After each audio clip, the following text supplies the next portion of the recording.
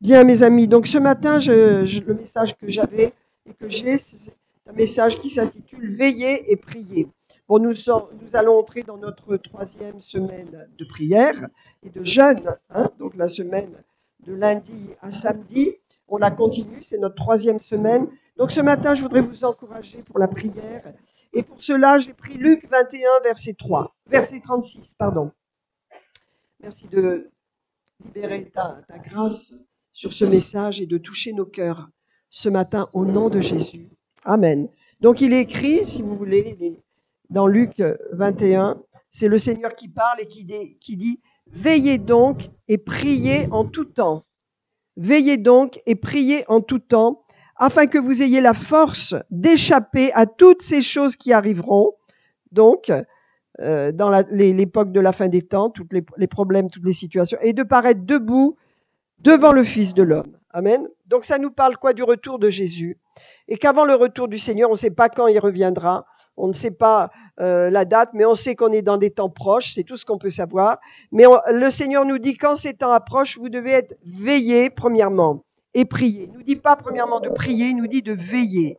Et c'est ce que je voudrais vous dire ce matin pour commencer, c'est que le mot veiller veut dire être vigilant, être actif, si vous voulez, et avoir une urgence dans notre esprit. Si nous comprenons les temps dans lesquels nous sommes, si nous comprenons où nous en sommes, si nous sommes conscients de ce qui se passe autour de nous, dans notre planète et partout autour de nous, Dieu nous dit, vous devez être veillés. Ça veut dire, vous devez avoir une urgence dans votre esprit. Ça veut dire être connecté avec le Seigneur et être conscient des temps dans lesquels nous sommes. Pas passer notre vie sans être conscient. Et pour cela, si nous sommes vigilants, si nous avons cette position de veiller, de faire attention et d'avoir dans notre esprit une urgence tout le temps, ça veut dire être sur nos gardes, vous voyez ? Ça ne veut pas dire être dans la crainte, ça veut dire être conscient de quelque chose. Hein ? Quand vous avez une situation dans votre famille où il y a un problème, eh ben vous êtes sur vos gardes. Hein ? Vous faites attention, vous êtes attentif. Hein, ça ne veut pas dire que le problème est grave, mais il y a quelque chose. Donc vous faites attention. Nous sommes dans ce genre de situation. Il y a quelque chose qui se prépare, et donc nous devons être vigilants. Et donc nous devons veiller. Hein. Et le Seigneur a ordonné qu'on veille et qu'on prie.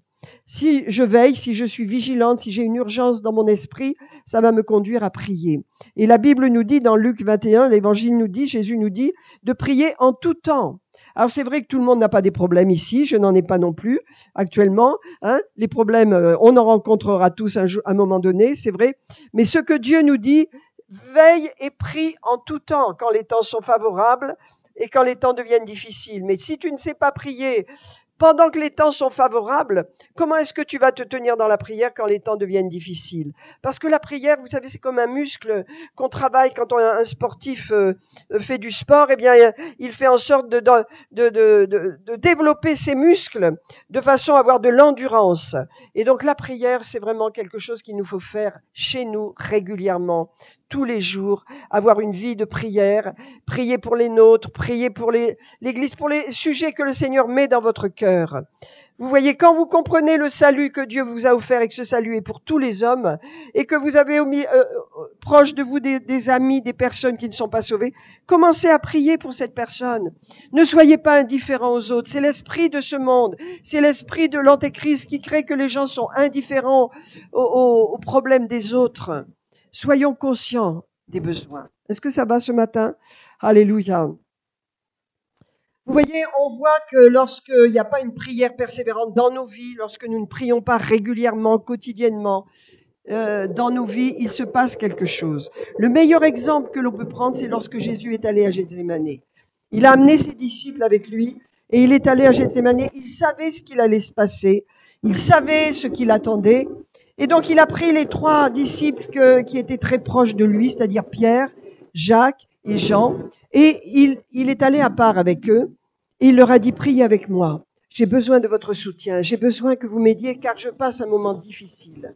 Et vous pouvez trouver ce passage dans Matthieu 26, je vais vous le lire là. Il leur dit, asseyez-vous ici avec moi, Pierre, Jacques et Jean. Et pendant que je m'éloignerai pour prier, eh bien, pendant que je m'éloignerai pour prier, Voilà. Et il prit avec lui Pierre et les deux fils de Zébédée, et il commença à éprouver de la tristesse et des angoisses. Et donc il priait à part, si vous voulez, mais il pensait que ses amis allaient le soutenir dans la prière, parce qu'il passait un moment difficile. Eh bien, ce qui s'est passé, c'est tout le contraire. Qu'est-ce qu'ils ont fait? Il y a eu un esprit d'endormissement, d'apesantissement sur eux, afin qu'ils soient, et ça c'est l'ennemi qui fait cela, afin qu'ils soient déconnectés de ce qui se passait avec Jésus, dans la vie de Jésus.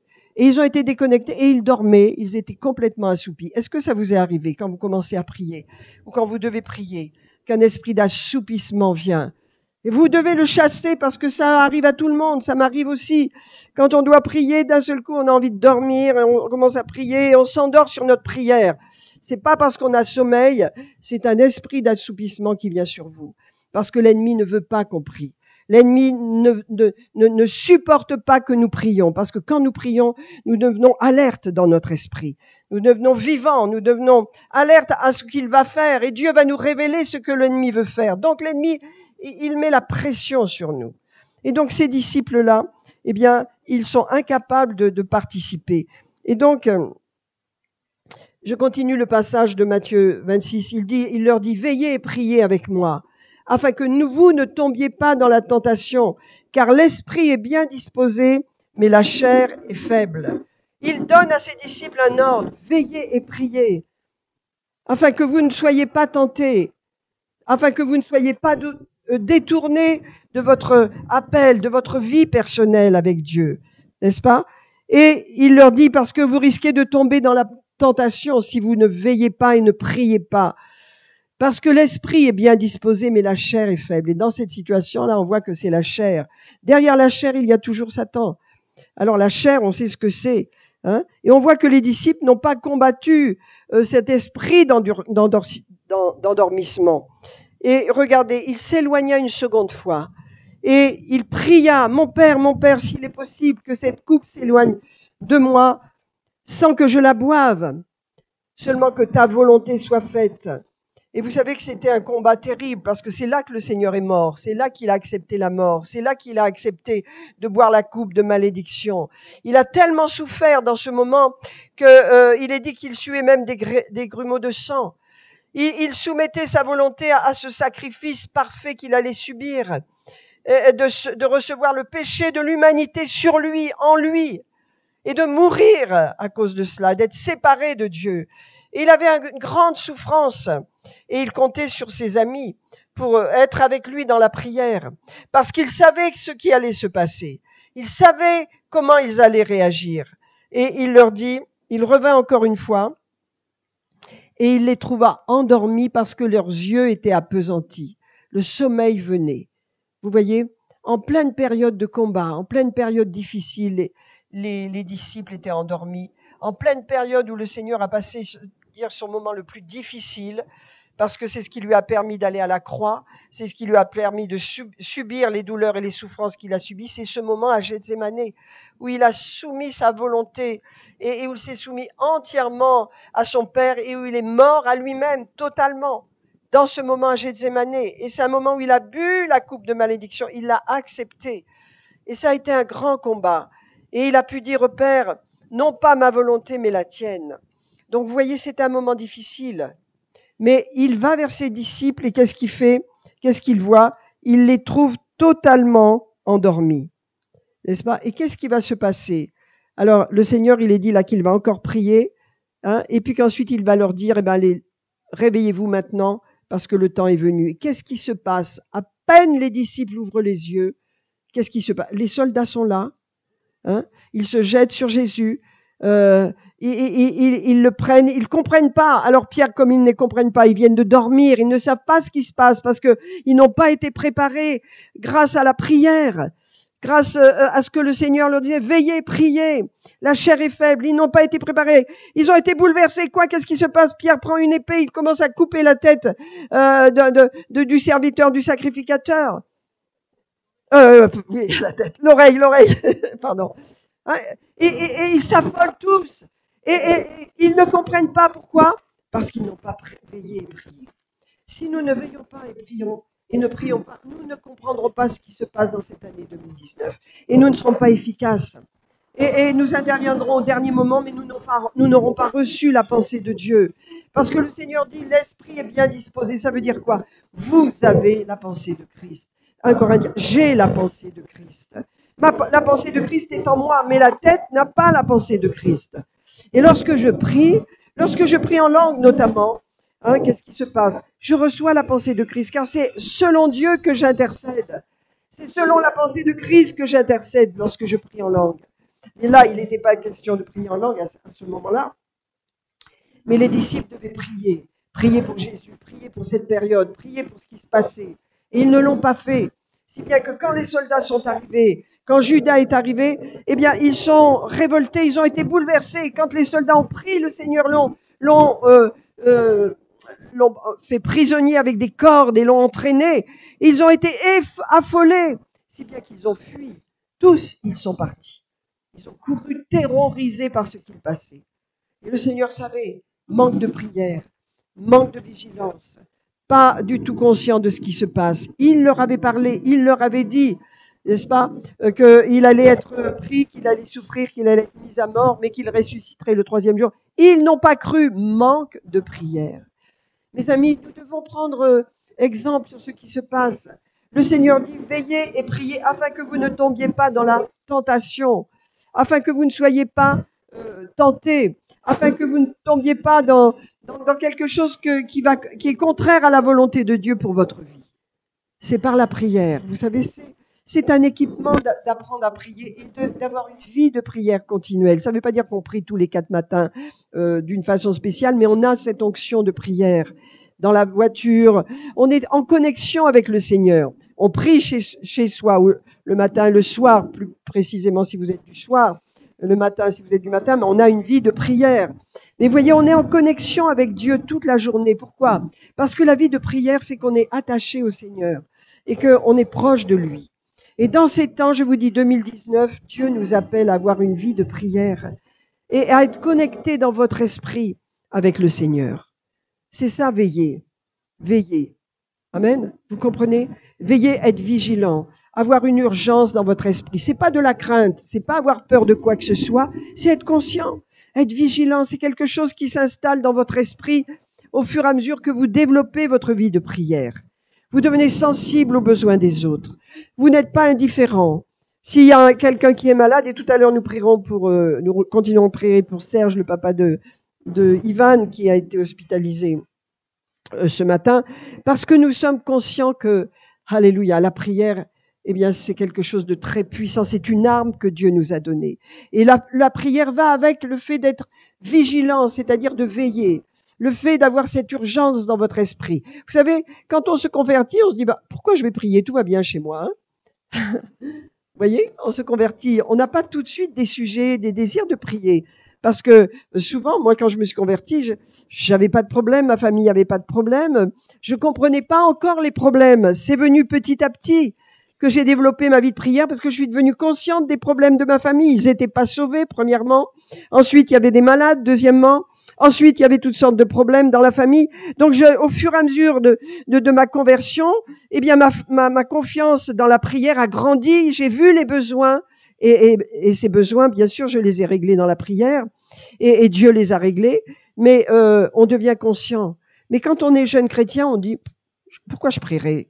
Quel est mon problème là? Qu'est-ce que je peux prier? J'ai une famille forte, en plus la famille est chrétienne, quand c'est le cas, et on voit pas les besoins parce qu'on n'a pas la connexion, on n'est pas vigilant, on n'est pas attaché à ce problème, à cet problème que le Seigneur veut développer dans nos vies, plutôt à cette vie, que le Seigneur veut développer dans notre vie, qui est une vie de connexion avec lui, afin qu'il nous montre les situations. Quand vous priez, notamment dans l'esprit, en langue, qu'est-ce qui se passe? Vous devenez conscient des problèmes autour de vous. Et Dieu peut les résoudre à travers vous. Amen. Dieu veut résoudre les problèmes à travers son Église. Dieu veut résoudre les problèmes des gens à travers vous. Mais pour cela, il faut en être conscient. Vous savez, beaucoup de chrétiens passent dans la vie des gens qui leur parlent de leurs problèmes comme si c'était du blablabla. On ne peut plus être comme ça, nous. On est toujours en service pour le Seigneur. Quand les gens vous parlent de leurs problèmes, vous devez tout de suite avoir vos antennes qui se lèvent et dire « Ah, Seigneur, je vais prier pour cette dame-là, je vais lui imposer les mains, je vais lui dire que Jésus peut intervenir, je vais entrer dans un sujet de prière. » On ne peut plus être indifférent, les gens ont trop de soucis et de problèmes autour de nous. Vous comprenez? Il faut être vigilant, il faut veiller et prier, il faut que nous soyons toujours avec nos antennes, avec les antennes, avec le ciel en connexion de façon à agir rapidement. Alléluia. Eh bien, vous voyez, les disciples sont allés dans un état terrible, et vous savez les conséquences. Hein, Pierre a renié le Seigneur, terrorisé, ils ont tous fui, ils l'ont tous abandonné. Ça a été une catastrophe. Et ils ont eu du temps à s'en remettre. Ils ont mis du temps à s'en remettre. Hein, il a fallu que le Seigneur revienne et les restaure et leur parle et les rassure. Mais c'était pas ce que Jésus avait prévu. Il leur avait dit, veillez et priez avec moi. Surtout vous trois, là, Pierre, Jacques et Jean, ils étaient des responsables, c'était des leaders. Dieu les avait choisis. Et donc, ils avaient besoin de se tenir dans la prière pour eux-mêmes, déjà, afin qu'ils soient vigilants et qu'ils reçoivent les informations que le Seigneur voulait leur donner dans leur esprit, de façon à ne pas être perdus, affolés, terrorisés au point de fuir comme des voleurs quand leur maître venait d'être emprisonnés. Vous me suivez, mes amis? Le Seigneur voulait qu'ils prient simplement pour être prêts. Et nous-mêmes, nous avons besoin de prier pour être prêts. Prêts pour tout ce qui va se passer dans ce pays et intervenir. Parce que si vous priez, si vous êtes connecté au Saint-Esprit, vous aurez la pensée de Christ. Vous l'avez déjà. Mais si votre tête est déconnectée de votre esprit, eh bien, vous l'avez pas. Ça vient pas dans votre tête. Hein. Vous trouvez, vous écoutez les infos, c'est normal, tout est comme ci, tout est comme ça. Et vous n'êtes pas actif, vous n'êtes pas activé, pardon. Vous voyez? Parce que si vous avez une vie de prière, que vous êtes veillant et priant, qu'est-ce qui se passe? Vous avez une réaction, vous savez comment agir. Vous savez comment agir dans les troubles qui se passent en France. Vous savez comment agir dans certains domaines. Vous serez même intervenant dans certains pays. Vous aurez une action puissante autour de vous. Il faut se lever en tant qu'Église, mes amis. Vos problèmes personnels, vous les réglez chez vous dans la prière. Mais quand, en tant qu'Église, nous avons une mission pour le monde, nous sommes missionnés. Et c'est pourquoi nous avons été connectés au Seigneur en étant vigilants et en priant. Amen. Vous connaissez très bien l'histoire des vierges, la parabole des vierges folles et des vierges sages. Ce qui m'intéresse dans ce passage, c'est dans Matthieu 25, c'est qu'elles étaient toutes au même niveau au départ. Hein. Elles avaient toutes la même huile, elles avaient toutes la même chose, elles étaient égales les unes aux autres. Les 10 vierges avaient toutes reçu les mêmes choses. Elles avaient toutes la même onction, elles avaient toutes la même huile, la même lumière, tout était pareil. Et qu'est-ce qui s'est passé? Eh bien, il y en a 5 simplement qui sont petit à petit déconnectées, ne sont pas devenues vigilantes. Elles ont laissé leur huile totalement se consumer. Leur onction. Pourquoi? Parce qu'elles se sont déconnectées de la vie de prière et du fait de persévérer dans la prière. Vous connaissez ce passage, on peut le lire si vous voulez. Mais ce qui est intéressant de regarder, c'est qu'elles avaient toutes, les 10 avaient la même chose. Et donc aujourd'hui, nous avons tous reçu le Saint-Esprit en nous, nous avons tous l'Esprit de Dieu. Mais est-ce que nous sommes tous éveillés à ce que Dieu veut faire au travers de nous? Vous savez, Dieu veut agir au travers de son Église. Dieu veut agir au travers de vous. Si vous n'avez pas de vie de prière, comment est-ce que vous pourrez recevoir la pensée de Dieu au travers de vous? Comment vous pouvez savoir ce que Dieu va faire? Quand vous priez, il y a des visages qui vont venir dans votre esprit. Il y a des pensées qui vont s'imposer à vous. Il y a des situations que, vous savez, je vais vous dire tout simplement. Hein, j'étais chez Leclerc. C'est vraiment dur ce que j'ai vécu là. Je faisais mes courses et je vois passer un couple avec un petit bébé et un monsieur bizarre qui poussait le landau. Et puis j'ai fait mes courses et quand j'étais à la caisse, d'un seul coup, j'ai eu un coup dans mon esprit et j'ai senti que ce petit était en danger. Bon, je vais pas être... mais cet homme, il avait l'air d'être alcoolique, il avait une drôle de tête. Et cette femme... bon, bref. Et je voyais ce petit enfant, il avait peut-être 6-8 mois. Et j'ai su qu'il était en danger. Alors après, je suis retournée, j'ai cherché ces gens parce que je me suis dit peut-être je peux dire un mot à cette dame et puis je les ai pas retrouvés, donc je suis partie. Mais j'ai prié pour cet enfant, j'ai prié pour que cette femme, afin qu'elle soit vigilante, qu'elle soit avertie, qu'elle soit attentive à son enfant. D'où vous sortez ça? C'est pas une invention de moi. Même encore hier soir, j'ai prié encore pour ce couple. J'ai senti que l'enfant était en danger. C'est pas une invention. Vous comprenez? C'est parce que vous avez une vie de prière que le Seigneur peut dire. Et j'ai prié. Je suis partie en promenade autour de chez moi hier après-midi. J'ai encore prié pour cet enfant. Qu'est-ce que ça veut dire? Ça veut dire que vous faites ce que le Saint-Esprit vous dit. Après, c'est lui qui s'en occupe. Mais vous voyez, si vous avez une vie de prière, vous aurez des idées bizarres. Vous aurez des pensées sur quelque chose. Votre devoir, ce sera simplement de prier ou d'avertir si la situation se présente, mais de prier. Et de mettre toutes les choses dans les mains du Seigneur. Mais si vous avez une vie de prière une fois de temps en temps ou une seule fois par semaine à l'église, vous ne recevrez rien dans l'esprit. Parce que Dieu veut qu'on ait une vie continuelle, qu'on soit continuellement vigilant. Premièrement, être vigilant. Ça veut dire premièrement avoir nos antennes dressées. Ça ne veut pas dire avoir peur de quoi que ce soit, mais être en connexion avec avoir les choses avec le regard de Dieu dans la vie. Pas être fermé aux gens, pas être fermé à ce que Dieu veut faire. Ne soyons plus religieux. Dieu veut qu'on impose les mains à n'importe qui dans la rue qui a besoin. Pas aux chrétiens uniquement. Bien sûr, c'est le pain des enfants. Mais aux gens autour de nous qui ont des besoins, à nos familles inconverties. On n'a pas besoin de leur demander de se convertir s'ils veulent pas, mais s'ils sont malades, laisse-moi prier pour toi, je t'impose les mains. Il faut une grande liberté dans ce que Dieu nous a donné. Il nous a équipés pour nous sortir de nos églises et pour que nous bénissions les gens autour de nous. L'église, c'est fait pour que nous nous fortifions les uns les autres. Mais les gens ont besoin de vous. Ils ont besoin de moi. Vous comprenez? Il faut bien que ça vienne dans notre cœur, ça, qu'on sorte de nos schémas religieux, où on n'est que entre nous. Or, on a une telle bénédiction, on porte tant. On a une telle bénédiction en nous. On a tant reçu. Le Seigneur veut qu'on donne. Il veut qu'on donne. Alléluia. C'est pourquoi je vous dis que si c'est cet exemple qu'a donné le Seigneur de ces vierges folles et ces vierges sages, si ce qu'on réalise, elles n'étaient plus vigilantes, elles avaient cessé d'avoir cette relation avec Dieu, qui fait que constamment on est conscient qu'on est dans un monde qui souffre et qu'on a besoin d'être en communion avec Dieu. La seule façon d'être en communion avec Dieu, c'est par la prière. Il n'y a pas d'autre façon. Comment est-ce que vous pouvez communier avec le Dieu des cieux? C'est au travers de la prière, quand vous lui parlez, quand vous priez dans l'esprit, quand vous parlez à Dieu. Alléluia. Dans votre vie personnelle, ferme ta porte, va dans ta chambre, a enseigné Jésus. Et parle à ton Père qui voit dans le secret, et ton Père qui voit dans le secret te le rendra. Ça, c'est la prière pour nos vies personnelles. N'est-ce pas? Mais il y a une prière d'intercession qui va beaucoup plus loin. Est-ce que vous êtes prêts à la manifester? Est-ce que vous êtes prêts à ne pas laisser les choses de côté, à être continuellement connectés avec le Seigneur? Est-ce que vous êtes prêts? Alléluia. Pourquoi est-ce que je dois veiller et prier? Pourquoi est-ce que je dois être vigilant? Parce que la seconde venue du Seigneur approche.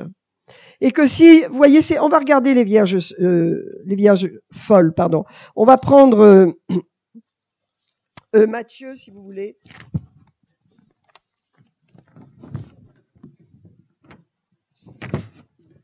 C'est Matthieu 25. Hein. Alléluia. J'aimerais qu'on le regarde parce que c'est important de le lire. Prenez l'évangile de Matthieu. Alléluia. Vous savez, on est tous appelés par Dieu. Il y a un seul appel. On est appelés par Dieu. Jésus nous a sauvés et nous a appelés. Il nous a lancé une sainte convocation. Cet appel ne touche pas uniquement nos personnes. Elle touche nos familles, elle touche nos enfants, elle touche les gens avec qui nous travaillons, avec qui nous vivons. Elle touche également le monde dans lequel nous sommes. Elle touche les nations, parce qu'on peut rester sur place et avoir un impact dans la prière pour les nations de ce monde. Donc, vous voyez que notre mission est importante. Un chrétien, quand il devient chrétien, il n'a plus une minute pour lui. Il y a des gens qui me disent « Oh, je m'ennuie. » Ah bon? Eh bien, écoute, entre dans la vie de l'esprit, entre dans le monde de l'évangile, entre dans la vie d'un chrétien, tu n'auras plus jamais d'ennui. Parce que la vie chrétienne est une vie extrêmement...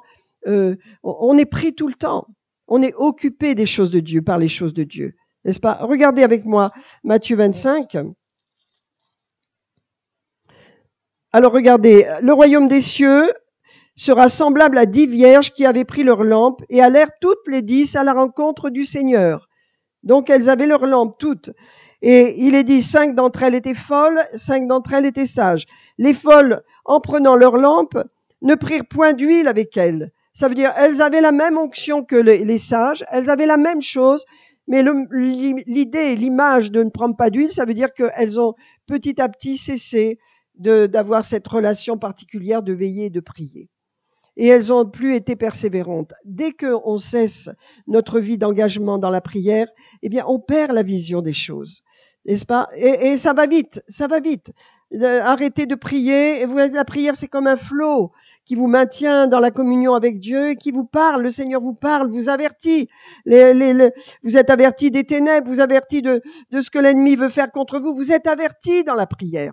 Mais dès que vous arrêtez de prier, vous ralentissez, vous voyez plus rien.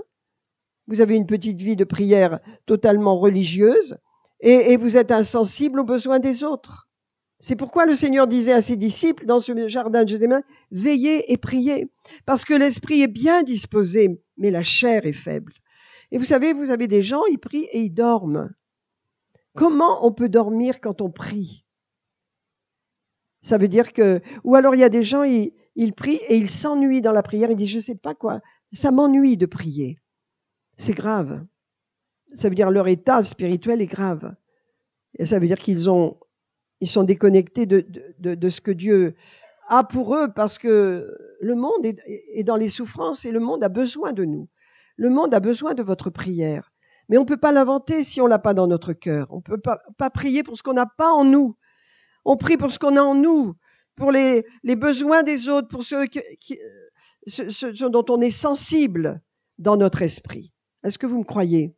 Et donc, vous voyez, ces vierges-là, eh bien, elles n'ont pas pris d'huile, ça veut dire elles ont cessé d'être persévérantes. Et elles avaient les mêmes choses, elles avaient reçu la même onction, elles avaient reçu la même connaissance, elles avaient toutes les mêmes choses, mais elles n'ont plus été persévérantes. Et il est dit que les sages prirent avec elles des lampes, avec leurs lampes, et elles prirent de l'huile dans des vases. Ça veut dire elles ont continué de persévérer. Et il est dit que l'huile, eh bien, a grandi, s'est développé. Elles avaient une réserve.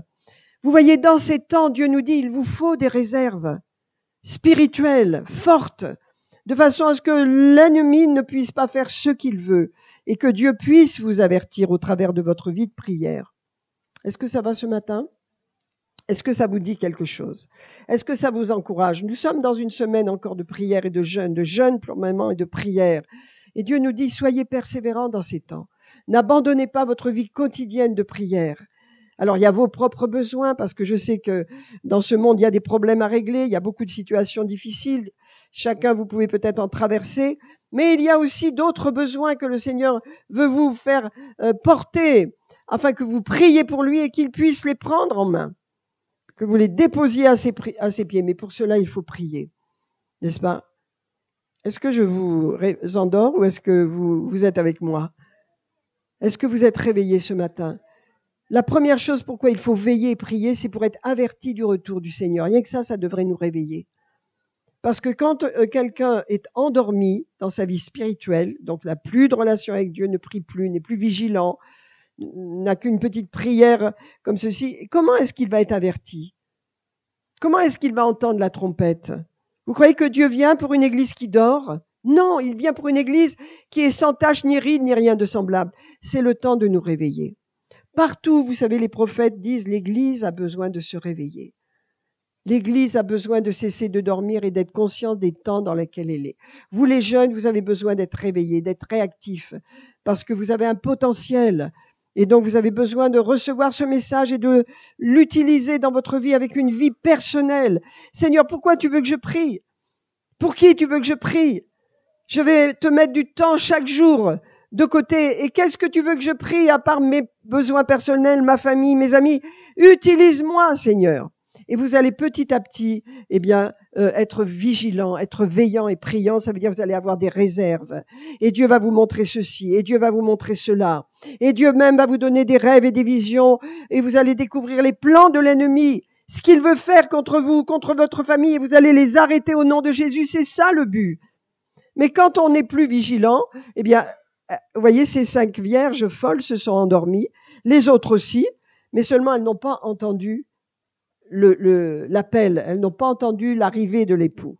Mais celles qui avaient des réserves, vous voyez, celles qui avaient des réserves se sont réveillées, ont entendu l'appel de pouvoir. Ce qui compte, c'est pas qu'elles dormaient, c'est le fait qu'elles avaient des réserves, et les autres n'en avaient pas. Vous voyez, mes amis, si vous avez une vie sérieuse avec Dieu, parce que c'est le temps, dans ce début d'année, de faire des engagements avec Dieu, une vie régulière, persévérante de prière, en veillant et priant, et que vous êtes sérieux avec Dieu, vous aurez votre oreille qui sera éveillée.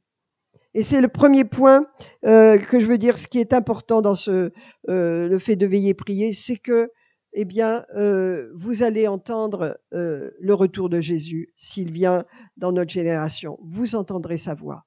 Vous entendrez son appel, n'est-ce pas? Et ça, c'est important. Je voudrais encore vous partager autre chose. Le fait de veiller, parce que Jésus dit en premièrement, il dit pas prier et veiller, il dit veiller. Hein? Le fait de veiller, eh bien, ça signifie que vous anticipez les situations. Vous vous attendez à quelque chose. Vous voyez, vous anticipez, vous voyez, avant que les choses arrivent, vous voyez, c'est ça, veiller. Si vos antennes sont levées, eh bien, vous comprenez la situation, et qu'est-ce qui se passe? Eh bien, automatiquement, vous allez anticiper les problèmes. Vous allez voir arriver les choses, vous allez ressentir quelque chose. Vous allez dire, tiens, là, il y a un problème. Tiens, il y a une personne de ma famille qui est malade, mais j'aime pas ça. Je vais commencer à prier. Arrêtez cela au nom de Jésus. Toutes sortes de situations, vous allez les contrôler parce que vous allez avoir cette attitude dans votre cœur de veiller et prier parce que ça va ensemble. Donc c'est anticiper et vous allez savoir ce que Dieu va faire, Et ça, c'est quelque chose que Dieu ne révélera pas en dehors de la vie de prière régulière. Il va vous donner ces choses. Il va vous les donner au fur et à mesure que votre vie se développe et que vous êtes sérieux, que vous persévérez dans la prière, que vous veillez et que vous priez, n'est-ce pas? Alors, on pourrait dire, attention, pourquoi c'est dangereux de dormir? Ça veut dire de ne pas avoir d'intérêt pour la prière. Alors peut-être il y a des personnes au milieu de nous qui sont pas motivées par la prière, qui ont du mal à prier. Eh bien, vous savez, il faut vous dire une chose, c'est que le Seigneur a donné un commandement à l'Église. C'est un commandement, c'est un ordre. Il nous a dit, veillez et priez dans les temps difficiles. Et avant le retour du Seigneur, Dieu dit à son Église, veillez et priez, de façon à ce que vos yeux ne s'apesantissent pas, vous voyez, à cause du manger et du boire et toutes ces choses, et que vous échappiez, vous ne voyez pas les choses arriver. Donc c'est important. Pourquoi est-ce que le fait de dormir est dangereux dans ce jour? Et si vous avez des problèmes pour prier, si vous dormez, si dans votre vie de prière vous n'êtes pas motivé, eh bien, demandez à Dieu de changer cela. Il va le faire, mes amis. Hein, parce que dormir dans les temps dans lesquels nous sommes, c'est se refroidir, c'est être insensible, c'est être découragé, c'est plus être connecté à la vie de l'esprit. Et c'est pas bon. Amen. Donc, il faut demander à Dieu de vous réveiller. Si vous êtes endormi, si votre vie de prière est endormie, eh bien, c'est que vous êtes insensible, je l'ai dit tout à l'heure, à ce qui se passe autour de vous. Et encore pire, c'est que vous êtes devenu froid et indifférent à la présence du Saint-Esprit. Parce que le Saint-Esprit est en vous. Alléluia. Donc, il y a une déconnexion qui s'est faite. Et donc, il faut retrouver cette connexion avec le Saint-Esprit. Il suffit de demander au Seigneur, « Seigneur, je veux reprendre une vie de prière efficace. Je te demande pardon pour dormir, pour m'être endormie, pour ne pas avoir été vigilante, mais je veux revenir. Je veux être veillant et priant. Remets-moi, Seigneur, dans ma position. Remets le feu dans ma vie. » Vous voyez, Dieu va le faire. Il suffit de lui demander. Est-ce que ça va ce matin? Alléluia. Donc, je l'ai dit, le problème, c'est que si nous ne veillons pas, et ne prions pas, nous ne serons pas prêts et nous n'entendrons pas le retour du Seigneur. Deuxièmement, pourquoi que je dois veiller et prier? Eh bien, pour ne pas tomber dans la tentation de l'ennemi. Veillez et priez afin que vous ne tombiez pas en tentation. Et donc la tentation, c'est quoi? Bien sûr, c'est la tentation, on voit ce que ça veut dire, mais c'est aussi les pièges de l'ennemi. Les séductions, les mensonges, les faux raisonnements, les faux enseignements, toutes choses qui veulent vous séduire pour vous détourner de votre position. Et aujourd'hui, le Seigneur nous a dit, il y aura beaucoup de séduction dans le monde. Beaucoup d'esprits de séduction. Qu'est-ce que sont les esprits de séduction? Des esprits de tromperie, qui vous trompent, qui vous mentent sur la vérité qui est la parole de Dieu. Donc le fait d'être vigilant et de prier, c'est une sécurité pour votre vie spirituelle. Amen. Je vous dis toutes ces choses, mes amis, parce que c'est important dans ces jours et dans cette semaine encore qui vient de jeûne et de prière, d'être bien connecté à la prière. Chaque jour chez vous. Vous savez, c'est Dieu qui vous voit, c'est pas moi ni personne d'autre. C'est Dieu. Et si vous craignez Dieu, ce sera plus important pour vous que Dieu vous voit et vous aide dans votre vie de prière plutôt que qui que ce soit d'autre ait un avis sur votre vie. Non, ce qui compte, c'est Dieu. Dieu sait ce qu'on fait. Dieu nous voit dans notre vie personnelle. Il est avec nous. Il est avec nous dans notre chambre lorsque nous nous mettons à genoux pour prier. Il est avec nous lorsque nous sommes concernés par ce qui se passe. Il est avec nous. Et il veut agir au travers de nous. On va prendre, pour terminer, je ne vais pas aller plus loin dans ce sujet, mais vous avez bien compris, être vigilant, c'est avoir nos antennes levées et être en connexion avec le Seigneur par son esprit qui est en vous, C'est comme imposer les mains aux malades. Vous avez reçu, vous avez le Saint-Esprit en vous. Vous pouvez faire ce que Dieu vous dit. Prière, c'est la même chose. Prier, vous avez la pensée de Christ à l'intérieur. J'aimerais qu'on prenne un passage, regardez dans 1 Corinthiens 12. Parce qu'il y a deux choses importantes. Donc Dieu à la Pentecôte, je vous ai dit, les églises comme les nôtres, qui sont des églises où on est baptisé du Saint-Esprit, où on parle en langue. Je vous dis, dans ces églises, il y en a beaucoup, beaucoup en France, et c'est une bénédiction pour la France. Et dans ces églises, souvent, au bout d'un temps, les chrétiens ne parlent plus en langue. Ils ont été baptisés, ils ont parlé en langue un petit peu, et puis c'est fini. C'est pas ce que Dieu veut. Alors qu'est-ce que ça donne? Des chrétiens qui marchent dans la chair. Ils ne marchent que dans la chair. Ça veut dire avec ce qu'ils pensent, avec ce qu'ils voient, tout ce qui est naturel. Et la vie de l'esprit, eh bien, est tarie. Et ça, c'est dans beaucoup, beaucoup d'églises, au bout d'un certain temps, que les chrétiens n'ont plus envie de parler en langue, ils trouvent que c'est idiot. Et c'est dramatique, parce que le réveil de Pentecôte a commencé au début du siècle dernier, et c'est un feu. C'est un feu. À la Pentecôte, il y a 2000 ans, c'est un feu qui a bouleversé et sur lequel l'Église s'est établie. N'est-ce pas? C'est un feu qu'avaient les apôtres. Et nous, ce feu, Dieu nous a demandé de l'avoir également tout le temps. Et regardez dans 1 Corinthiens 12.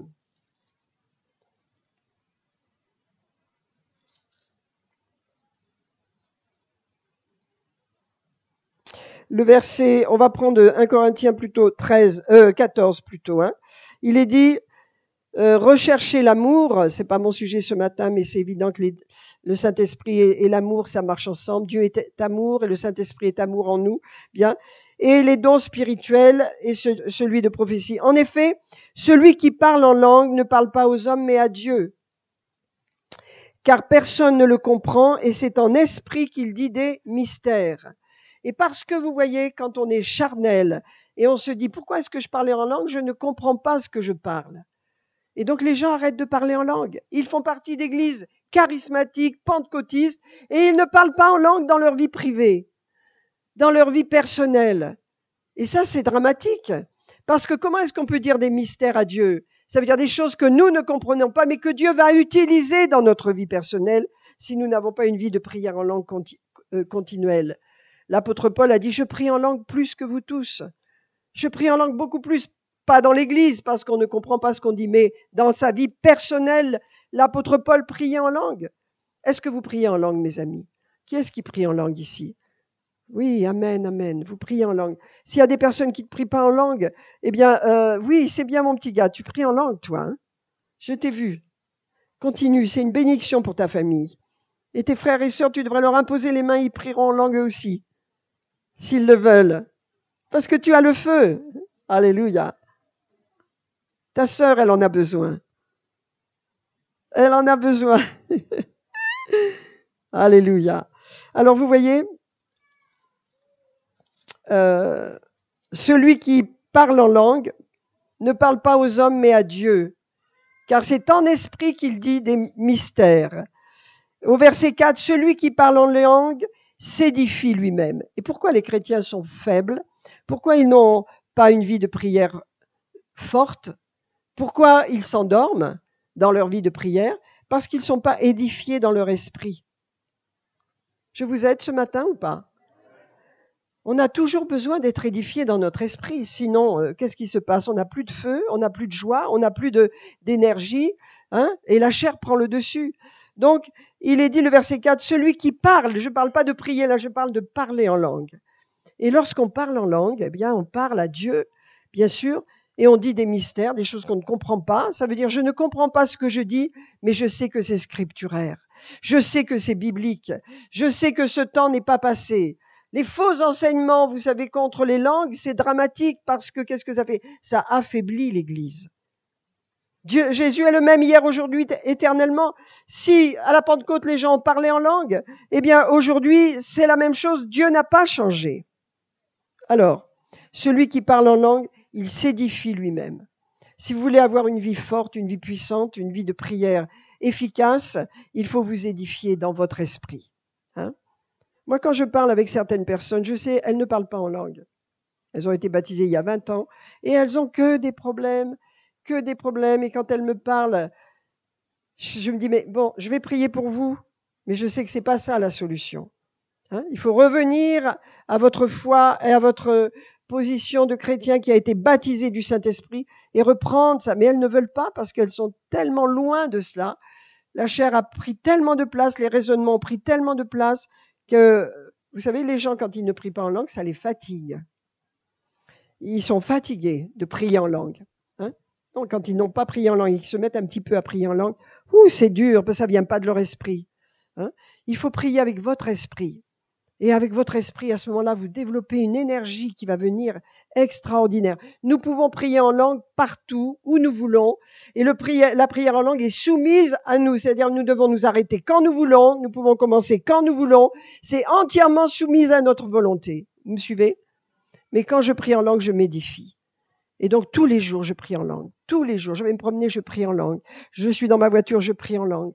Je prie en langue, j'aime prier en langue. Et le prière en langue est très facile pour moi, parce que plus vous priez en langue, plus c'est un flot qui est à vous. Et vous édifiez votre esprit. Et c'est pour ça que vous pouvez tenir dans votre marche spirituelle toute votre vie, parce que vous êtes édifié. Vous êtes bâti. Vous êtes fortifié. Votre esprit est fortifié. Qu'est-ce qui se fortifie? C'est pas votre chair. C'est pas votre intellect. C'est votre esprit. Amen.